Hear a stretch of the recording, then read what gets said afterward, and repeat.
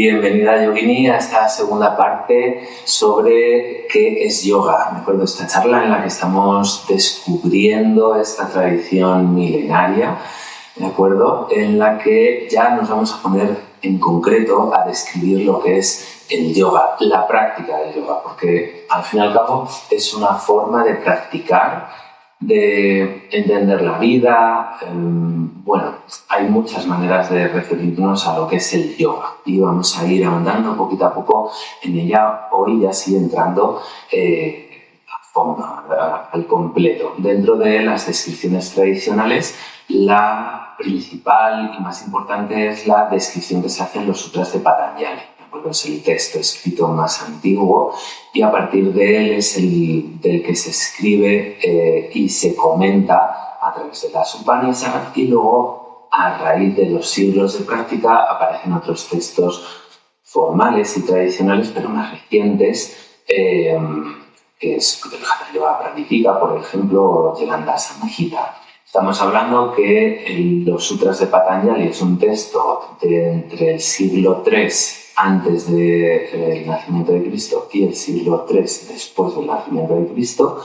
Los primeros restos escritos es en torno al siglo III después del nacimiento de Cristo y se cree que hay una tradición oral de al menos 400 o 600 años, porque hay referencias y hay indicios bastante claros de que esto es así. De hecho, en la India la mayoría de las tradiciones se realizan de manera oral y el conocimiento y los textos que se escribieron posteriormente hacen referencia a hechos históricos, a lugares, a personajes de los cuales existe evidencia y bueno, pues hay un consenso bastante grande de que la tradición oral a lo largo de muchos años, muchos cientos de años a veces, pues ha sido bastante fiel y es aceptable. El texto escrito con su referencia mucho anterior gracias a esa tradición oral que lo ha transmitido. Los textos posteriores, pues la Pradipika es en torno al siglo XIV-XV de nuestra era. Entonces hay bastante separación de tiempo. Y las Upanishads pues, son comentarios, puedes investigar en redes, hay muy diversas opiniones, ¿de acuerdo? Mucha gente tradicionalista, religiosa, habla de que los comentarios son antiquísimos, de miles y miles de años, pero no hay ninguna evidencia. La mayoría de las Upanishads son incluso posteriores a la escritura de los yogas de Patanjali. Y lo que decía al principio de que el yoga es una forma práctica, una forma de llevar a nuestro cuerpo, a nuestra mente, a nuestras emociones, nuestras sensaciones, lo que se pensaba de Dios, de cómo lograr el contacto con Dios como divino, de cómo terminar el ciclo de renacimientos y, por lo tanto, que la vida que estamos viviendo en la actualidad sea la última, pues es la visión más realista, más tradicionalista, ¿vale?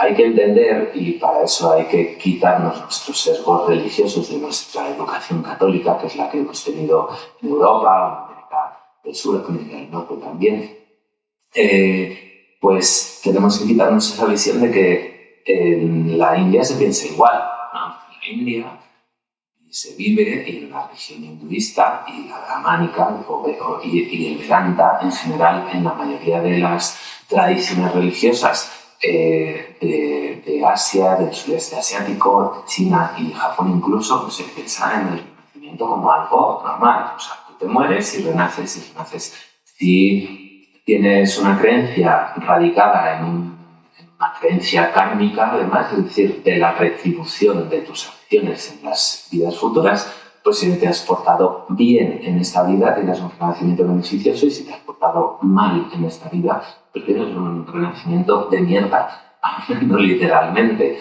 ¿vale? En el que vas a sufrir mucho más que en esta vida. Entonces, tenemos que cortarnos ese sesgo. Por eso, en el capítulo anterior estuvimos profundizando en cómo tenemos que cambiar nuestra visión del yoga y del mundo y de la religión oriental en general. Me gusta mucho ese término, pero bueno, para que nos entendamos, porque es que su forma de ver la religión, la vida y la muerte es opuesta, es muy, muy diferente. Y dentro de ese contexto de renacimientos, el yoga es la herramienta práctica, es decir, lo que puede hacer una persona para que en esta vida sea la última que se tiene. Porque lo que desean es morir de una vez y no sufrir más. A ver, un poco radical la manera que lo he dicho, pero así es. O sea, el yoga es la herramienta para finalizar el ciclo de renacimientos. En los sutras de Patanjali pues, se describen una serie de herramientas y de prácticas que se deben realizar para purificar el cuerpo y la mente y poder dar ese paso, ese último renacimiento, y en la muerte al final nuestro cuerpo ya no vuelve a renacer, nuestra esencia, porque claro, esto hay muchas maneras de verlo, ya no vuelve a aparecer a posteriori, sino que ya formaríamos parte de lo divino. Y lo divino es todo, lo imbuye todo. Entonces, bueno, pues nuestras impurezas a través de nuestros malos pensamientos, nuestras malas acciones, etcétera, etcétera, nos impiden ver, en primer lugar, lo divino que hay a nuestro alrededor y conectar con ello cuando ocurre. Y desde esta perspectiva práctica es desde donde hay que entender los textos antiguos. Es decir, eran manuales para hacer cosas, para sentir cosas, para llegar a lugares físicos, mentales, de forma de pensamiento, de forma de comportamiento, y por eso en los sutras de Patanjali, que por cierto, un pequeño inciso, Patanjali no se cree que fuera un personaje, sino que es el nombre mítico que se le dio a la persona que unificó todos los textos, porque cuando lees este librito, que es pequeñito, tiene 4 partes, y hay una diferencia importante entre las 2 primeras, que tienen bastante cohesión, ¿vale?, y la tercera y la cuarta en su conjunto, y luego la tercera y la cuarta son como un poco redundantes, ¿vale? O sea, la tercera habla sobre temas de meditación, de concentración, energías, de Dios, de lo divino, y la última parte repite y como ahonda en algunos pequeños aspectos, pero la mayoría de las veces como que complica más el asunto, las explicaciones que no son muy claras en ninguno de esos 2 capítulos. También los 2 primeros son bastante precisos, es decir, la práctica es así, hay que sentir esto, hay que hacer esto. ¿Vale? Y es en los que nos vamos a centrar, en los 2 primeros, en los que en primer lugar lo que dice la descripción más clara, precisa y concreta de lo que es el yoga se hace en el segundo sutra de Patanjali, ¿de acuerdo?, de este texto. Y dice literalmente, la transliteración en sánscrito, que seguramente yo lo pronuncie mal, viene a decir yoga, chitta, vritti, nirodha, ¿de acuerdo? Yoga es unir, vritti, yoga, chitta es mente o pensamiento, vritti es fluctuación, ondulación, las olas del mar, pero no la ola en sí, sino la ondulación del mar, también sería un vritti, y nirodha es el cese o la extinción o la finalización. Entonces, es muy claro, muy preciso y muy directo el texto. La finalización de las fluctuaciones mentales, el fin de la fluctuación mental, consigue la unidad, ¿vale?, la unión con lo divino, ¿vale? Y en el tercer sutra te viene a decir, después de esta concreción tienes que hacer todo lo que viene a continuación. Y todo lo que viene a continuación es un conjunto de prácticas, un conjunto de tareas a realizar que buscan la purificación de la mente, ¿vale?, para que no tenga para que no tenga fluctuación, alteración, y en esa claridad mental nos permite ver la realidad de la existencia, ¿vale? en el texto nos viene a decir que esa claridad es ver que todo en el universo es Dios y forma parte de Dios y forma parte de la misma, del mismo ciclo universal, aunque se puedan observar pequeños ciclos y pequeñas orden en los cambios, ¿de acuerdo? Porque el mundo cíclico dentro de esta cosmovisión pues es la base, y al final, a nivel universal, pues también existe un ciclo. El universo aparece, se desarrolla durante un montón de tiempo, miles de millones de años, y luego desaparece. Y con los escombros, con los restos, se empieza otro ciclo cósmico. Y eso mismo ocurre a pequeñas escalas, y según vayas mirando, vayas observando, descubres que eso ocurre de esa manera, a otros niveles. Vale, pues en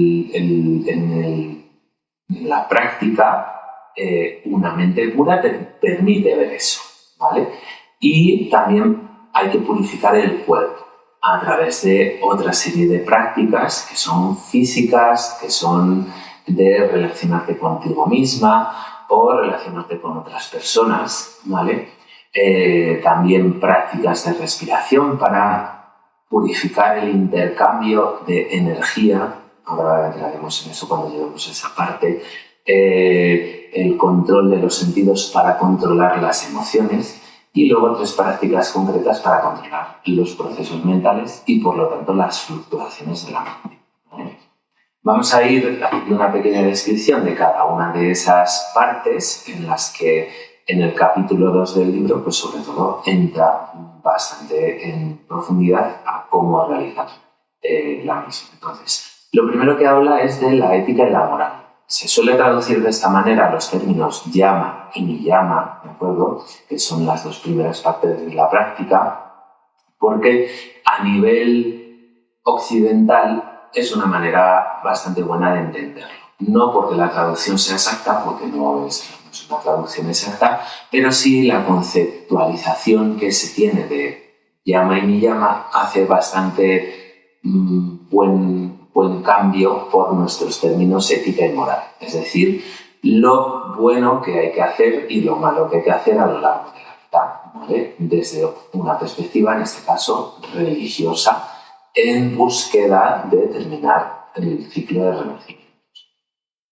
Y hay en el texto hace referencia a 5 prácticas correctas o adecuadas de yama y 5 de niyama, pero luego en textos posteriores, y depende en algunas Upanishads, pues se añaden otras cualidades beneficiosas que hay que adquirir y cualidades negativas o perjudiciales que aumentan las fluctuaciones mentales que hay que evitar, ¿vale? Entonces, en el texto vienen unas cuantas y luego, pues depende del maestrillo, con su librillo, pues lo completa, quita, pone, añade. Hay relativa variedad. La que sí que existe de manera bastante común, y es quizás la principal y la que vertebra toda la ética y la moral en esta traducción que estamos tomando y teniendo en cuenta, es ahimsa, ¿vale? La no violencia, ¿vale? Y no tenemos un término que se traduzca, que se pueda traducir a nuestro lenguaje, ni en castellano, ni en inglés, ni en prácticamente ninguna lengua. Hay un término que haga referencia a la profundidad y al entendimiento que se tiene de ahimsa.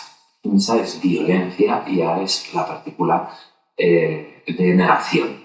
Es no violencia, y es la única traducción que se puede hacer, porque no hay ningún término que acople adecuadamente a lo que se debe entender por no violencia. Y la no violencia se puede entender de una manera radical, profunda y extensísima, como se puede hacer dentro de un contexto jainista, ¿vale?, en el que incluso matar una pequeña hormiga supone miles y miles de años de renacimientos negativos.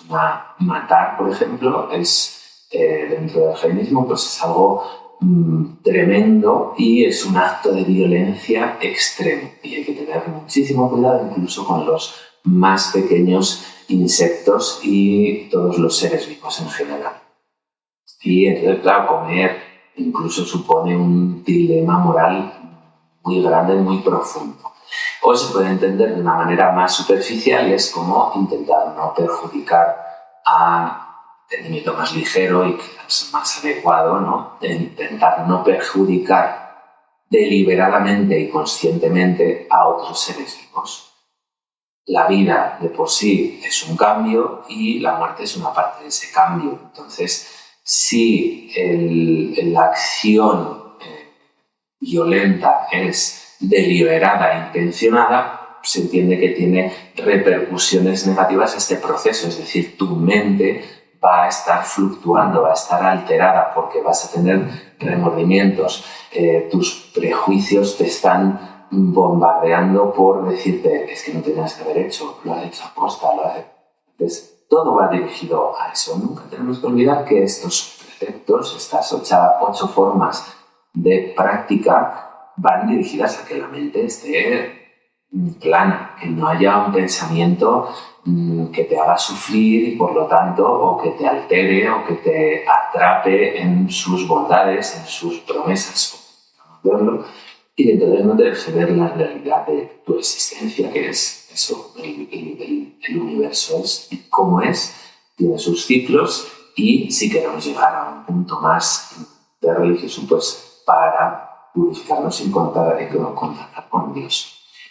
No vamos a comentar el resto de llamas y ni llamas, puesto que no es el objetivo de la clase de hoy para entender qué es el yoga. En la segunda parte, la tercera parte práctica habla de asana, de la postura correcta. Asana es postura, en yoga, en la parte física se trabajan asanas, ¿vale? Que son posturas concretas, delimitadas y determinadas, y luego la evolución de la práctica pues, nos lleva a la vinyasa, que es a enlazar de manera sistemática el cambio de una asana a la siguiente.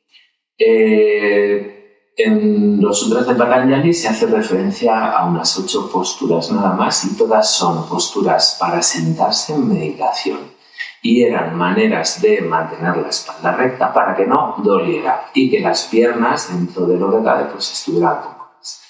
¿Qué ocurre? Que hay que entender otro sesgo por la modernidad es que en aquella época cuando se escribieron los sutras de Patanjali, la gente se sentaba en el suelo. En el suelo de rodillas, con las piernas cruzadas, en posición del loto, era lo normal. Entonces, para esas personas, sentarse 2 horas en esa posición no suponía un problema. Para nosotras que nos sentamos en silla, es una posición bastante antianatómica, vamos a decir, pues no supone un drama sentarnos en esa posición 3 minutos incluso. ¿Qué ocurre? Que explicaba la colocación de las piernas, la colocación de la espalda, en algunas posturas más complicadas para que supusiera un poquito de esfuerzo, la posición del loto cuando consigues hacerla y no duelen las rodillas. Es cierto que es una postura muy cómoda para mantener la espalda muy erguida con el mínimo esfuerzo y impide que te caigas para adelante, para atrás y para los lados. Entonces, el colocar las piernas en esa posición desde su perspectiva de uso y de sentada, pues es simplemente un pequeño avance para que puedas estar ahora meditándote y no pienses en que me voy para adelante o para atrás. Entonces, esa es la idea de asana, de las posturas. Luego esto evolucionó. Entonces, cuando llegamos al Hatha Yoga Pradipika, pues se describen, creo que eran como 23 asanas, ¿de acuerdo? Y ya incluyen estiramientos. Incluyen estiramientos de la parte posterior de la espalda, la parte posterior de las piernas, posturas para estirar los rotadores de las caderas.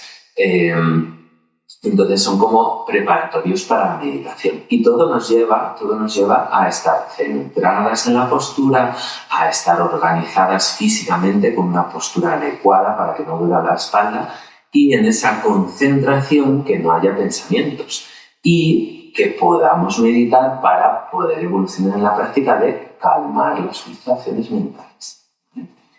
El cuarto punto de práctica es pranayama. Prana significa respirar, ¿vale? O aliento. Y yama significa controlar. Entonces, la etimología de pranayama es controlar la respiración. Es cierto que prana se traduce como hálito vital, esencia vital, energía, dentro de un contexto energético, dentro de un contexto muy místico. Pero no tiene ese significado, es una interpretación que se hace. ¿Verdad? Quien quiera seguir esa vía, pues puede seguirla. Pero hoy la traducción, la etimología es respiración o hálito, ¿vale? Depende de la referencia que tomemos, y llama es controlar. ¿Por qué hacen esto? Porque los yogis en aquel tiempo y las personas en general, pues te das cuenta de que si dejas respirar te mueres. No hay que ser muy avispada para darte cuenta de que si dejas de respirar te mueres. Y entonces, si tú controlas la respiración, controlas tu propia vida, ¿vale? Controlas la energía. Y aquí hay que tener cuidado con otro sesgo. La energía hace 3.000 años, 2.500, 2.000 años, no se entendía como se entiende ahora. Energía eléctrica, energía química, energía magnética, gravedad como otra forma de energía. No tenían ni un ápice de aproximación a ese tipo de entendimiento de la energía como la unidad de medida que pues, hace referencia a los cambios, y depende de qué cambio estemos midiendo, pues lo llamamos energía X o energía Y, ¿vale? En aquel tiempo, energía era lo que te da la vida, lo que te permite ser como eres y hacer lo que haces, que no cambia mucho, pero no tenían ese entendimiento como lo tenemos ahora. Entonces, no podemos entender energía como la energía química del oxígeno que hay en el aire, que entra en la nariz y se intercambia en los pulmones, que va a la sangre, que se quema que la mitocondria hace todo el proceso bioquímico para conseguir ATP. No lo podemos entender así, porque para ellos eso no existía.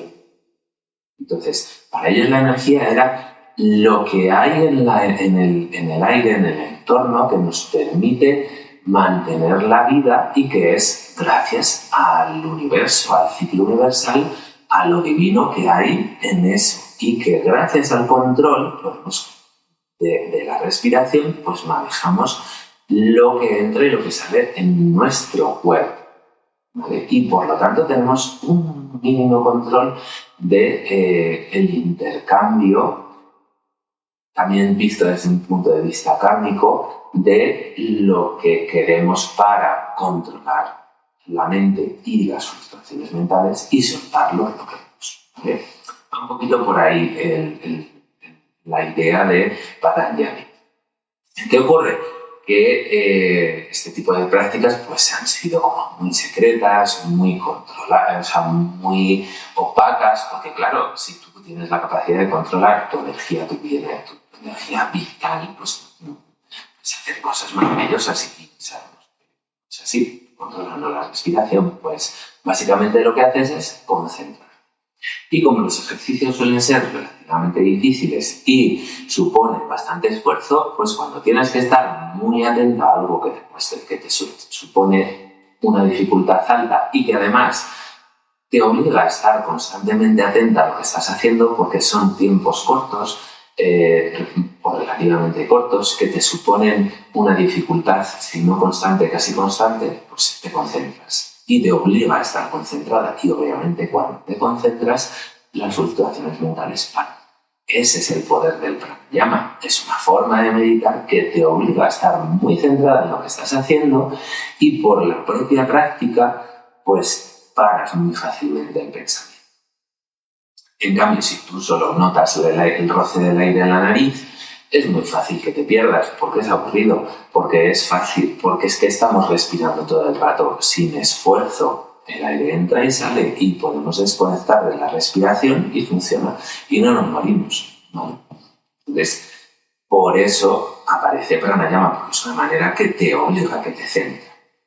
Vale, el siguiente paso es pratyahara. Pratyahara es el control de los sentidos y literalmente de los sentidos fisiológicos. La vista, el oído, el gusto, el olfato y el tacto. ¿Vale? Luego, dentro de este contexto del yoga y del budismo y en general en el mundo oriental, insisto que no me gusta el término, pero para entendernos lo voy a utilizar, la mente es un sexto sentido, porque es una manera de interactuar contigo mismo y con el entorno, ¿vale? O sea, a través de la palabra es una forma física, ¿vale?, de pensamiento y entonces interactúas con el entorno, con otras personas. Entonces, pratyahara te lleva a controlar los sentidos, la vista, el oído, el gusto, el olfato y el tacto, ¿vale?, las sensaciones físicas en general. Y entonces en esta práctica entra un poquito las prácticas de visualización, mantener la mirada fija en un punto, no distraerte con las cosas sensoriales que son extremadamente agradables porque te meten en el bucle del deseo y cuando deseas cosas de los sentidos, pues haces comportamientos que no son moralmente aceptables y bueno, pues al final el control de los sentidos, por no rechazar las prácticas que son desagradables y no desear los efectos sensoriales que son deseables, ¿vale?, que te agradan, pues te mantiene en una posición central, controlada, en la que pues no va a haber fluctuaciones mentales a consecuencia de querer conseguir las cosas que te gustan y querer evitar las cosas que no te gustan. Entonces la práctica va por ese sentido. Y pues en ese contexto se hacían prácticas mortificatorias en general.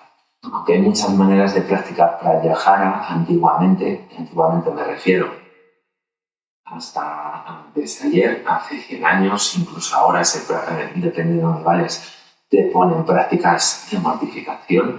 Pero claro, en aquella época, en torno a la época de Cristo, la época de Buda, hace unos 1600 años aproximadamente, y después pues se hacían ayunos largos, posturas de estar de pies durante 3 días, no beber agua durante X tiempo, quedarte mirando fijo a una cosa durante X horas, estarte sentada en meditación durante 8 horas seguidas, desde que te levantas hasta que te acuestas, irte al cementerio durante una noche en la que no hay luna para superar tu miedo, ¿vale?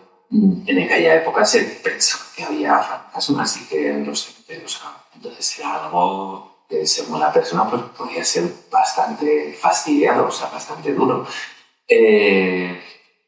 Y pues básicamente las ideas iban por ahí. Y a través de la mortificación, a través de sufrir y superar el sufrimiento y meditar concentrándote, conseguías controlar el pensamiento. ¿Qué ocurre? Pues que no hace falta.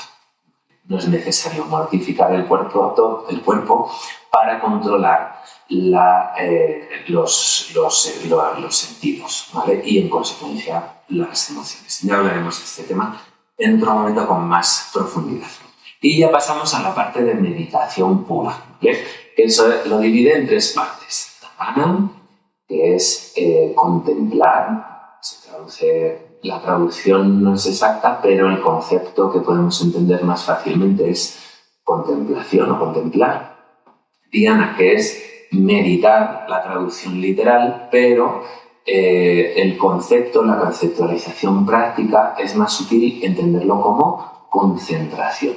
Y luego samadhi. Samadhi se traduce como, etimológicamente es apagar, ¿vale? Apagar un fuego, apagar las llamas, ¿vale? Por ejemplo, pero se entiende desde un punto de vista de la extinción de las fluctuaciones mentales. ¿Vale? Llega un momento en la meditación en la que las fluctuaciones terminan y entonces se extinguen, ¿vale? Acaban. ¿Sí? Vale. En estos términos, dentro de los sutras de Patanjali, comienzan unas explicaciones que se enredan bastante, porque no hace una buena segmentación, vamos a decirlo técnicamente. No diferencia muy bien qué es exactamente dharana, qué es exactamente dhyana y qué es exactamente samadhi. lo va metiendo todo junto, lo va enlazando una cosa con otra y al final, bueno, pues no queda muy claro.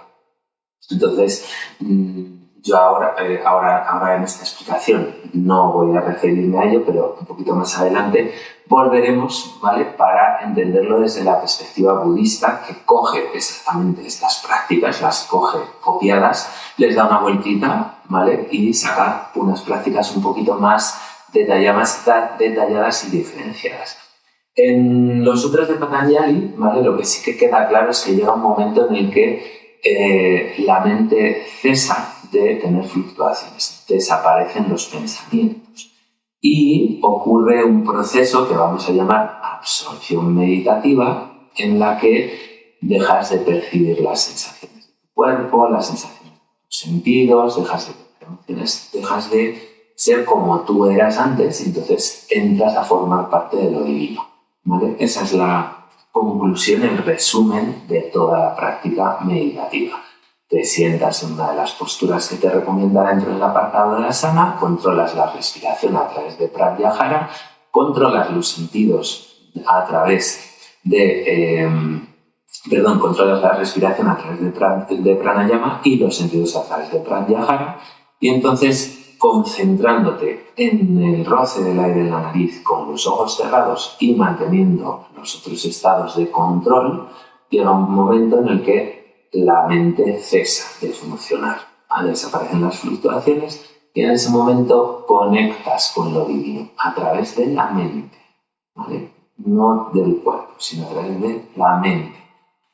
Y bueno, esto tiene una explicación más larga, pero no vamos a seguir en otro capítulo. Muy bien, pues esto es lo que se describe tradicionalmente, ¿vale?, como la práctica del yoga. Y un último inciso, nos dije al principio que hay que entender y leer el texto desde una perspectiva que busca el fin de las fluctuaciones mentales, y también hay que entenderlo como indicaciones que nos dan para sentir cosas, ¿vale?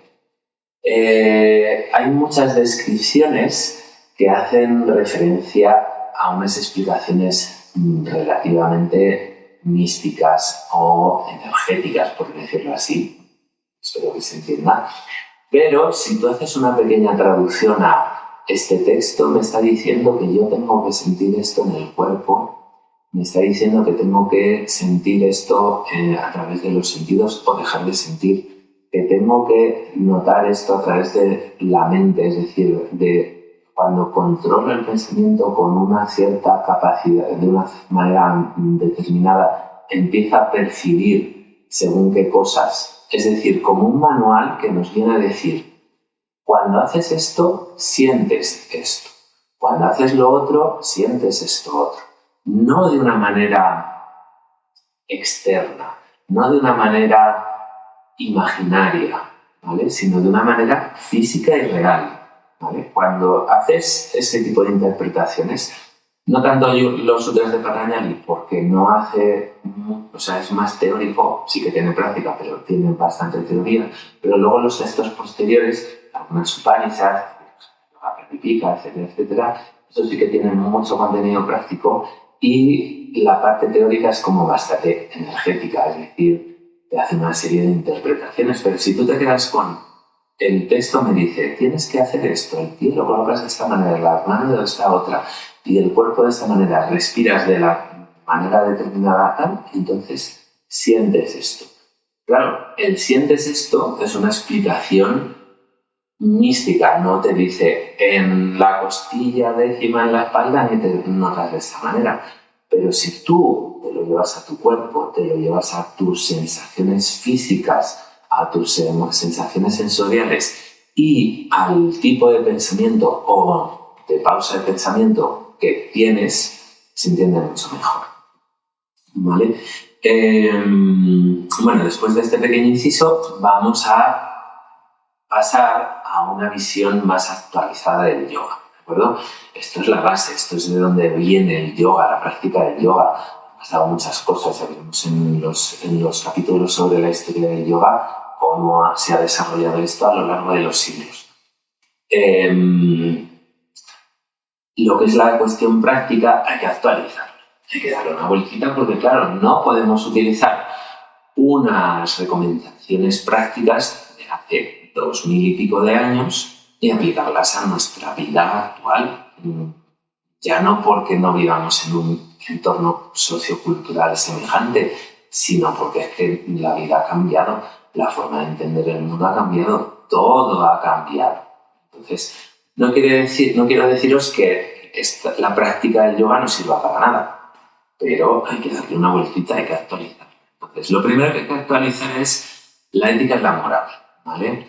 La ética y la moral tradicionales son todas religiosas. Incluso la ética y la moral que tenemos en nuestro mundo occidental, europeo, está basado en el catolicismo, en la religión, en el cristianismo.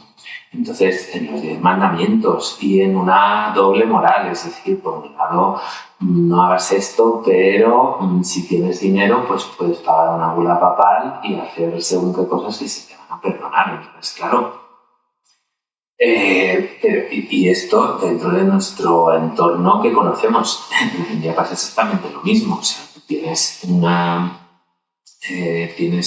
unos llamas, unos niyamas, unas directrices éticas y morales, pero luego puedes hacer el ritual X que se lo pagas al Brahman y entonces te hace una purificación, te das un bañito en el Ganges y ya está, ¿sabes? Ocurre lo mismo.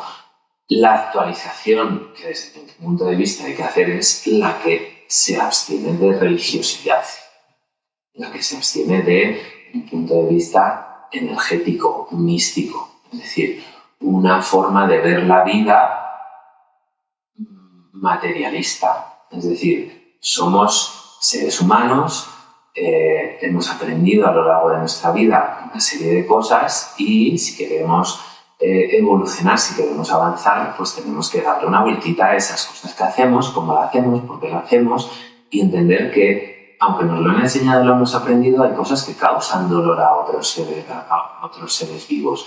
Ya no me refiero a la alimentación, sino dentro de nuestro comportamiento, o sea, cómo tratamos mal a las mujeres de base, simplemente por ser una sociedad patriarcal.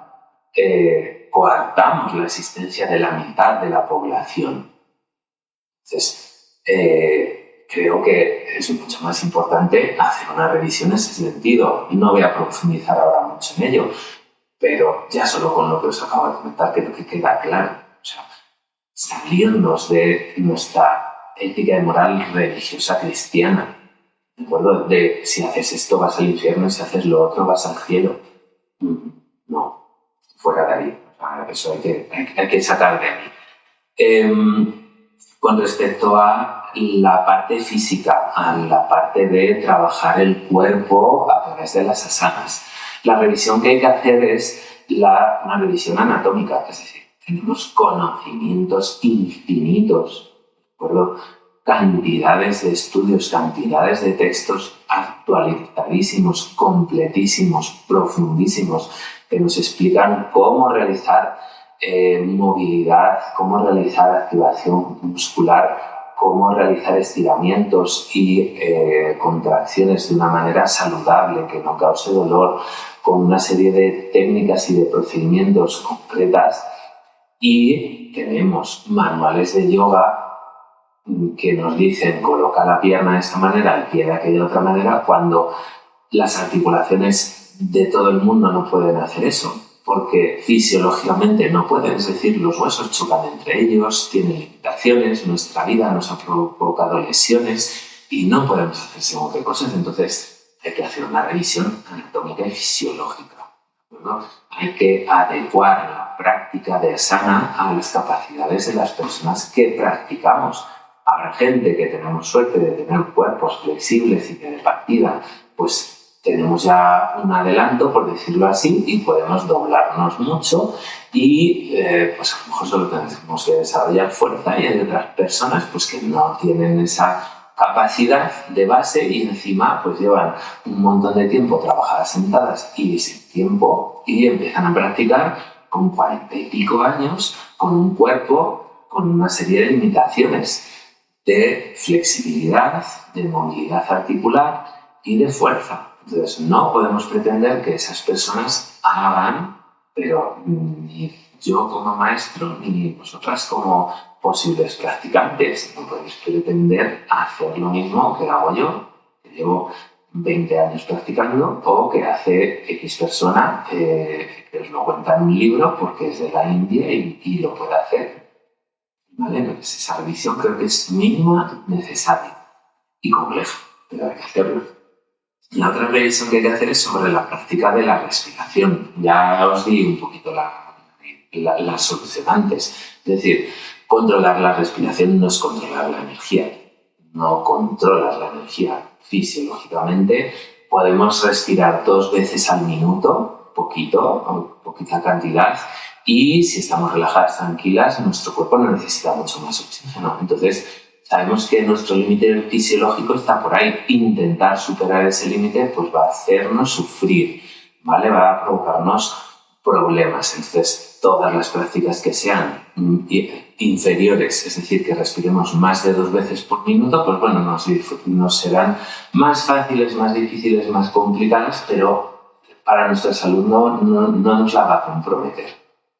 Entonces, tenemos que tener, por ejemplo, ese mínimo de conocimiento de fisiología para entender cómo afrontar la pranayama desde un punto de vista saludable y que cumpla el objetivo de concentración, es decir, una manera de meditar a través de controlar la respiración con diferentes técnicas, de diferentes maneras, que nos facilita la concentración y que no haya pensamientos. No porque vayamos a conectar con Dios, que ya me adelanto al último punto de Samadhi, sino porque vamos a estar más tranquilas, más relajadas y nos vamos a encontrar mejor con nosotras mismas en nuestro cuerpo. Creo que es un objetivo más que suficiente, más que deseable, encontrarte bien contigo misma, en tu cuerpo y en tu cabeza. El pratyahara, ¿de acuerdo? El control de los sentidos, os comenté antes que se hace mediante prácticas ascéticas normalmente, pero se puede hacer también mediante prácticas hedonistas, vamos a decirlo así, es decir, que producen cierto placer, que son agradables. Podemos trabajar en los dos lados, es decir, bueno, me voy a sentar en meditación durante 1 hora y, aunque me duela un poquito la espalda, bueno, hago pequeños ta, mientras que esa molestia sea soportable y no me cause pinchazos, no me cause un dolor extremo y tal, si son solo pequeñas molestias, pues las voy a intentar aguantar bien. O podemos decir, me voy a sentar en el suelo con las piernas cruzadas, cuando me empieza a molestar cambio la postura y eso también es un trabajo de controlar los sentidos. Estoy atenta a las sensaciones de mi cuerpo y entonces cuando empieza a doler mucho cambio la posición. Estoy consciente del movimiento que hago, del cambio de postura y sigo concentrada, sigo centrada en el ejercicio. Podemos hacer ejercicios con la vista. Vamos a fijar la mirada fija en un objeto durante unos minutos, prestando atención a las cosas que escuchamos a nuestro alrededor, en cualquier momento, sea lo que sea, sin que haya interpretación, sin que haya pensamientos. Mira, por ejemplo, un ejercicio muy interesante y muy complicado que requiere mucha concentración es mirar un texto de letras, de palabras escritas, y centrarnos solo en el concepto visual, sin que haya una traducción a palabras, es decir, impedir que el cerebro, nuestra mente, lea automáticamente esas palabras y solo nos concentramos en lo que estamos viendo, en infinidad de ejercicios.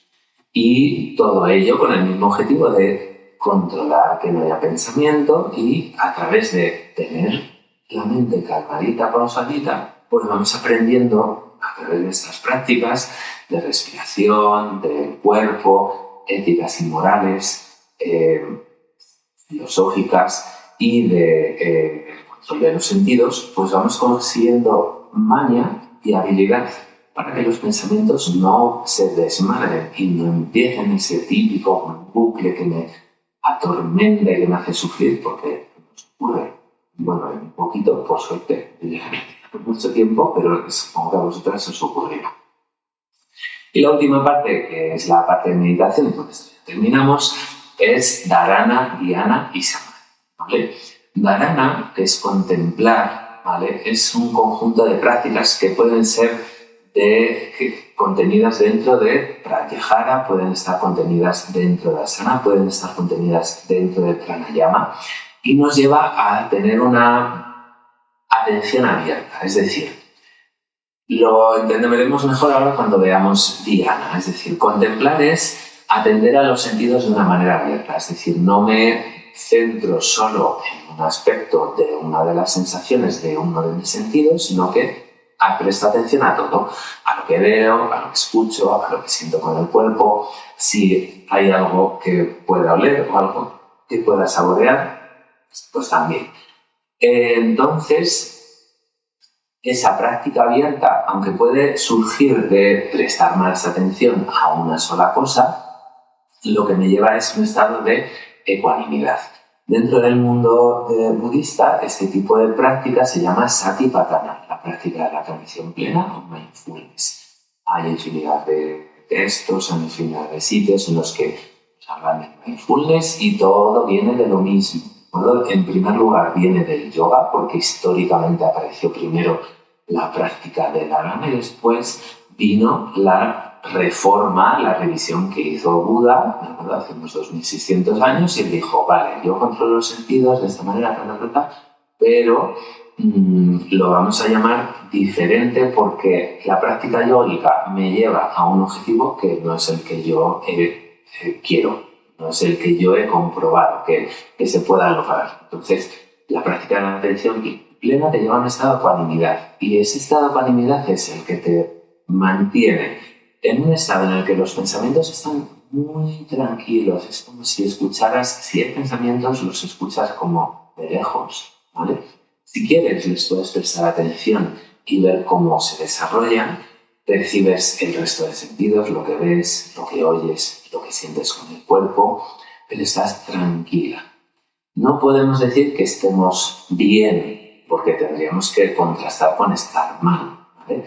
Es un estado de tranquilidad, de paz, ¿vale? Y no quiere decir que estemos bien, eufóricas o alegres. No, es un estado diferente a estar bien. Porque para estar bien tienes que conseguir algo que te guste, tiene que ser a través de algo deseable, en general. Pero cuando entras en ecuanimidad es consecuencia de un pequeño esfuerzo, una práctica, de un aprendizaje que te lleva a ese punto en el que los pensamientos están pausaditos y percibes tus sentidos de una manera cómoda, tranquila, sin alteración. Y se logra una primera fase de el cese de las fluctuaciones mentales. Paran tanto que estamos a gusto, pero no paran tanto como para desaparecer. Porque en el siguiente paso, en dhyana como forma de meditación y forma de concentración, dirigimos toda nuestra atención a un solo punto, a un solo objeto. Puede ser visual, puede ser físico, puede ser auditivo, puede ser un pensamiento incluso. Un tipo de visualización, por ejemplo, imaginándonos un guijarrito pequeñito que está flotando en el negro vacío de nuestra mente. ¿Vale? Pues eso puede ser una práctica de concentración. Toda nuestra atención va ahí.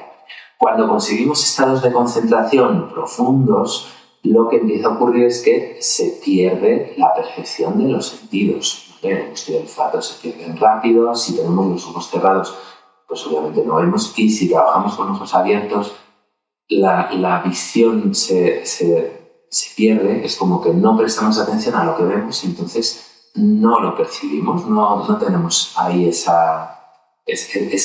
input de información. Y el cuerpo también se deja de sentir. Y solo existe la percepción de eso que estás atendiendo. Y cuando estás ahí tan concentrada, ahí sí que desaparecen los pensamientos. ¿Por qué? Porque no hay atención para los pensamientos. Entonces, por mucho que nuestro cerebro esté funcionando y esté ahí trabajando, como la atención está centrada en el objeto sobre el que meditamos, pues no percibimos lo demás, igual que no percibimos la vista o el cuerpo, no percibimos los pensamientos. Y eso se llama absorción meditativa, ¿vale? En la que no hay pensamientos. Y se puede entrar en absorción meditativa en un estado parecido al de la ecuanimidad, es decir, un estado ecuánime muy profundo que para del todo los pensamientos, pero percibimos por los otros sentidos. No terminamos de bloquear los sentidos fisiológicos, sino que solo paramos el bucle, el ciclo de pensamiento, ¿vale? Y sería como un estado intermedio.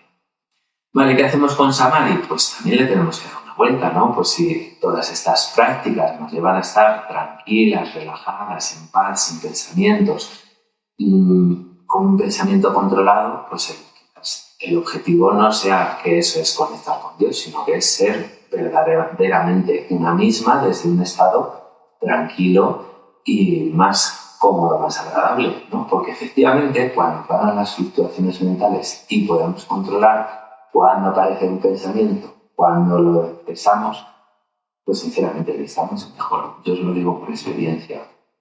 Y eso, ¿lo queremos interpretar como conectar con Dios? Bien, yo creo que no es necesario.